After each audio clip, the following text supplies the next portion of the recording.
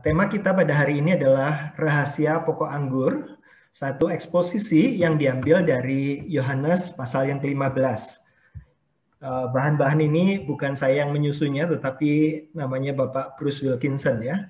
Ada satu bukunya, sudah diterjemahkan dalam bahasa Indonesia, dan buku ini sempat menjadi New York Times bestseller tahun 2001, dan kita akan bersama-sama belajar secara ringkas tentang isinya. Saya mendorong Bapak Ibu kalau punya kesempatan baca bukunya. Bukunya tipis dan bisa dibaca dengan pelan-pelan sambil direnungkan ya. Nah, Bapak Ibu Saudara sekalian, kita akan melihat firman Tuhan. Kita akan melihat Yohanes 15 secara lebih khusus. Kita akan baca 5 ayat yang pertamanya dulu. Saya akan bacakan untuk Bapak Ibu Saudara sekalian. Akulah pokok anggur yang benar, dan Bapakkulah pengusahanya. Setiap ranting padaku yang tidak berbuah dipotongnya, dan setiap ranting yang berbuah dibersihkannya, supaya ia lebih banyak berbuah. Kamu memang sudah bersih karena firman yang telah kukatakan kepadamu. Tinggallah di dalam aku, dan aku di dalam kamu. Sama seperti ranting tidak dapat berbuah dari dirinya sendiri kalau ia tidak tinggal pada pokok anggur, demikian juga kamu tidak berbuah jikalau kamu tidak tinggal di dalam aku. Akulah pokok anggur dan kamulah ranting-rantingnya. Barang siapa tinggal di dalam aku dan aku di dalam dia, ia berbuah banyak. Sebab di luar aku kamu tidak dapat berbuat apa-apa. Demikian firman Tuhan. Bapak Ibu Saudara sekalian, firman Tuhan ini diambil dari Yohanes pasal 15. Kalau Bapak Ibu mempelajari Injil Yohanes, satu Injil yang sangat menarik. Injil Yohanes ada 21 pasal. Tetapi kalau mau dibagi dua, maka kita bisa melihat bagian pertama adalah Yohanes pasal 1 sampai Yohanes pasal 12. Itu menceritakan tentang kehidupan Tuhan Yesus, kehidupan dan pelayanan Tuhan Yesus selama 3,5 tahun. Tetapi mulai Yohanes pasal 13 sampai Yohanes pasal 21, itu menceritakan tentang hari-hari terakhir Tuhan Yesus. Jadi yang satu, pasal 1 sampai 12 itu 3 tahun lebih. Tapi pasal 13 sampai 21 kira-kira sepertiga bagiannya berbicara hanya hari-hari terakhir Tuhan Yesus di dunia. Yohanes 15 ada di dalam percakapan di hari-hari terakhir itu. Di dalam Yohanes pasal 13 dimulai dengan Tuhan Yesus sudah tahu waktunya sudah mau berakhir, dia membasuh kaki murid-muridnya dalam perjamuan terakhir itu. Dan suasananya semakin galau gitu, murid-muridnya, Tuhan Yesus akan meninggalkan dia, Yohanes 14. Yohanes 15 Tuhan Yesus menceritakan perumpamaan ini. Jadi berbeda dengan perumpamaan Tuhan Yesus yang lain, ini diceritakan khusus kepada murid-muridnya di dalam masa-masa yang sangat intim dengan mereka. Tuhan Yesus sedang mempersiapkan kepergiannya dan bagaimana relasi Tuhan Yesus dengan murid-murid yang akan ditinggalkannya ini. Bapak Ibu Saudara sekalian, kita akan belajar bersama-sama apa yang keluar dari hati Tuhan Yesus, yang Tuhan Yesus ingin sampaikan untuk murid-muridnya mengerti. Dan kita sebagai murid-muridnya pada hari ini, kita belum belajar apa yang menjadi isi hati Tuhan, yang Tuhan perlu sampaikan di dalam hari-hari terakhir dia. Nah, Bapak Ibu, kalau kita mempelajari sebuah perumpamaan, salah satu kunci di dalam kita mempelajari perumpamaan adalah kita perlu mengetahui tujuan dari perumpamaan. Sebab kalau kita tidak tahu tujuan dari perumpamaan, kita nanti akan menginterpretasikannya, memasukkan banyak unsur-unsur yang tidak ada dalam perumpamaan itu sendiri. Karena namanya juga perumpamaan, ada keterbatasan. Jadi tidak bisa dimasukkan unsur-unsur yang tidak ada di situ. Jadi kita perlu tahu tujuannya. Kunci yang kedua adalah kita perlu tahu komponen-komponennya, bagian-bagian dan apa artinya. Jadi kita akan mempelajari, kita akan berangkat dari sana, tujuan dari perumpamaan. Tujuan dari Tuhan Yesus menceritakan hal-hal ini ada ditulis dalam ayat ke-8.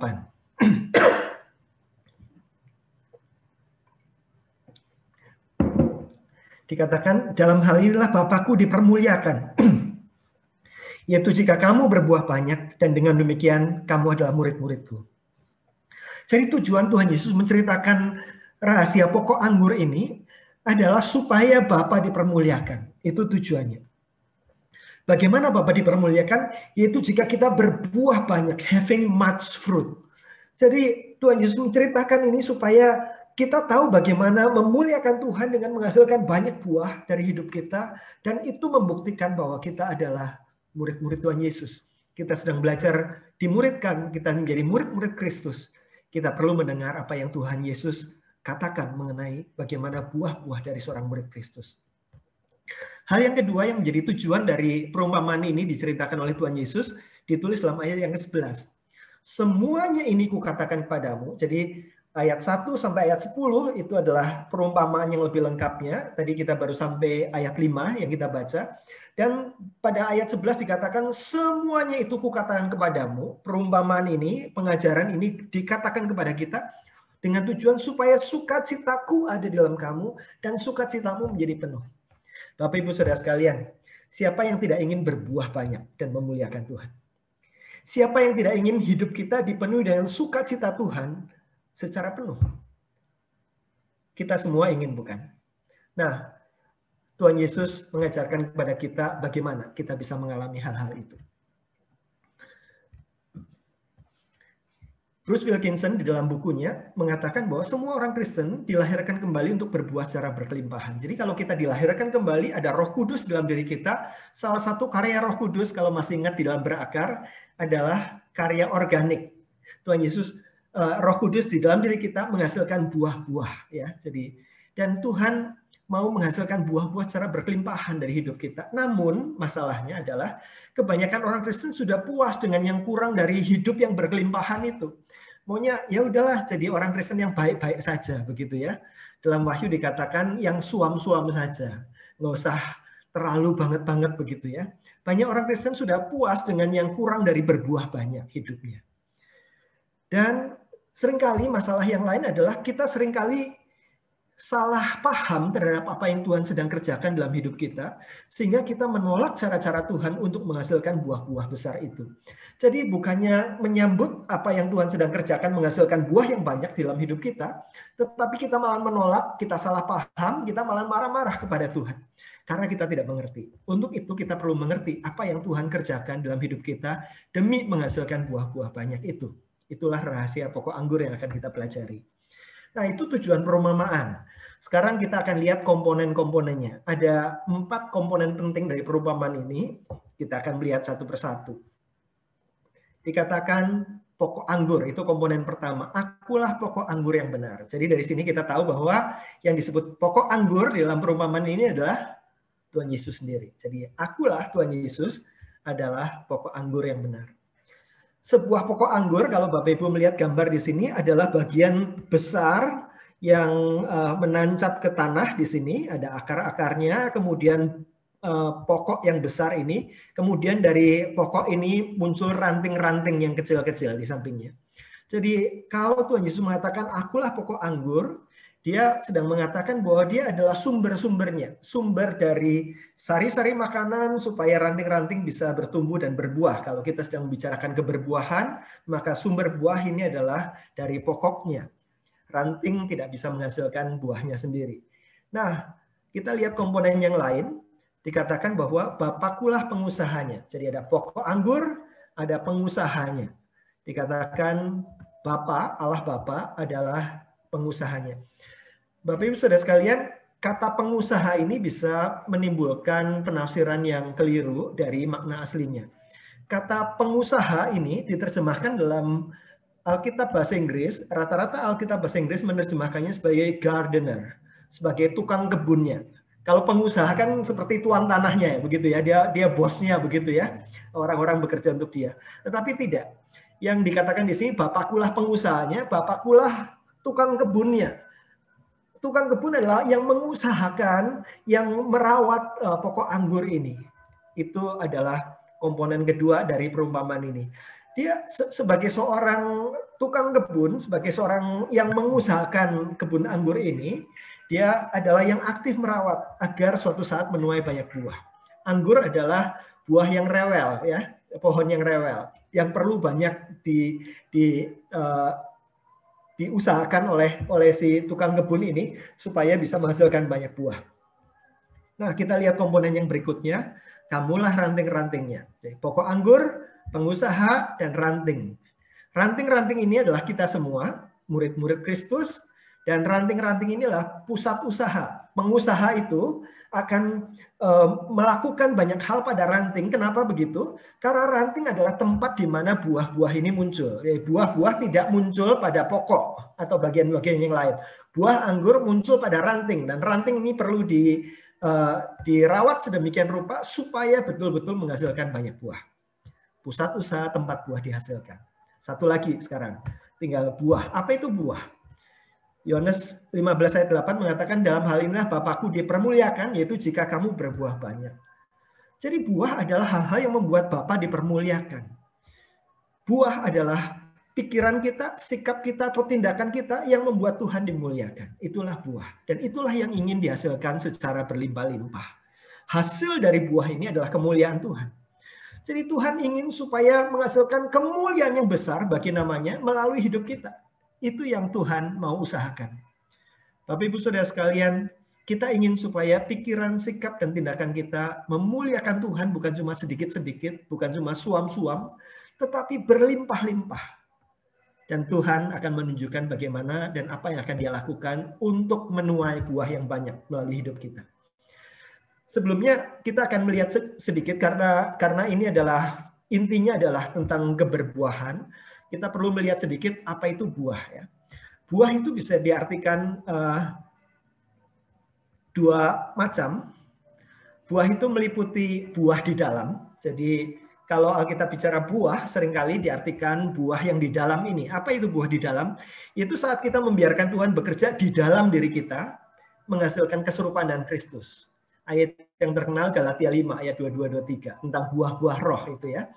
Jadi Tuhan ingin supaya panen buah banyak dari hidup kita dalam pengertian buah-buah di dalam karakter-karakter yang semakin serupa dengan Kristus. Orang akan melihat hidup kita hidup yang berubah, hidup yang menghasilkan buah karakter yang banyak dan berlimpah-limpah bagi kemuliaannya. Nah, macam buah yang kedua adalah buah di luar. Ya. Kalau buah di dalam itu adalah karakter, buah di luar adalah pada saat kita membiarkan Tuhan bekerja melalui, ya, kalau tadi Tuhan bekerja di dalam, sekarang Tuhan bekerja melalui hidup kita, menghasilkan kemuliaan baginya, termasuk ketika kita melayani. Jadi ini adalah buah pelayanan. Jadi ada dua macam buah yang Tuhan menghasilkan.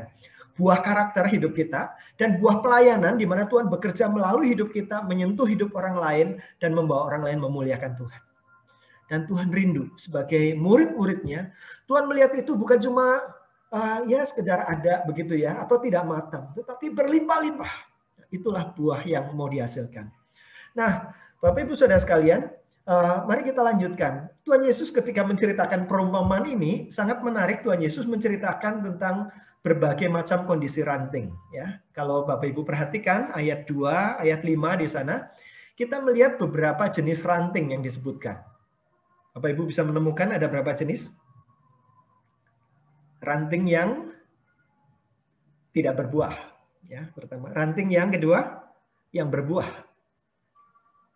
Ranting yang lebih banyak berbuah, dan terakhir ranting yang berbuah banyak. Jadi ini ada sedikit permainan kata di sini. Kalau dalam bahasa Inggris akan lebih kelihatan ya. Ranting yang no fruit, ranting yang bear fruit, ranting yang more fruit, dan ranting yang punya much fruit ya. No fruit, bare fruit, more fruit, dan much fruit. Dan Tuhan mau menghasilkan much fruit dari hidup kita. Ya. Setiap kita menghasilkan keberbuahan ini dalam salah satu dari 4 macam ini. Karena ranting kan orang percaya. Nah, ada ranting, ada 4 macam ranting, 4 kondisi keberbuahan ranting. Maka ini ada 4 kondisi hidup kita kalau mau dikatakan. 4 kondisi keberbuahan kita yang diwakili oleh gambaran ranting ini. Ranting yang tidak berbuah, ranting yang berbuah, yang lebih banyak berbuah dan berbuah banyak. Bapak Ibu Saudara sekalian, di dalam kesempatan pada malam hari ini, pada saat ini, kita bukan sekedar eksposisi firman, tetapi mari kita membiarkan firman ini membaca hidup kita. Mari kita bercermin melalui firman ini, dan kita bertanya, Tuhan, kalau Engkau melihat hidup saya sekarang, ranting macam apakah saya ini? Ranting yang tingkat pertama, yang tidak berbuah, atau yang tingkat kedua, ranting yang berbuah, atau tingkat ketiga, atau tingkat keempat. Mari kita sama-sama ketika kita mengikuti pemaparan firman Tuhan ini, kita biarkan Tuhan berbicara sebebas-bebasnya kepada pikiran kita, kepada hati kita. Dan apa yang Tuhan mau nyatakan, biar Tuhan nyatakan. Dan kita mendengar apa yang Tuhan nyatakan. Seperti murid-murid pada saat pertama kali perumpamaan ini diceritakan, mendengar Tuhan Yesus. Jadi kita tadi udah mengatakan bahwa setiap kita ada 4 kondisi ranting, 4 kondisi keberbuahan. Nah, perumpamaan pokok anggur pada dasarnya menceritakan tentang apa yang sang pengusaha itu lakukan, Allah Bapa lakukan untuk membuat kita meningkat dari satu kondisi keberbuahan ke kondisi keberbuahan yang lain. Oleh Bruce Wilkinson itu dikatakan sebagai rahasia pokok anggur. Jadi ada 3 rahasia pokok anggur. Nah, inilah yang akan kita pelajari pada saat ini.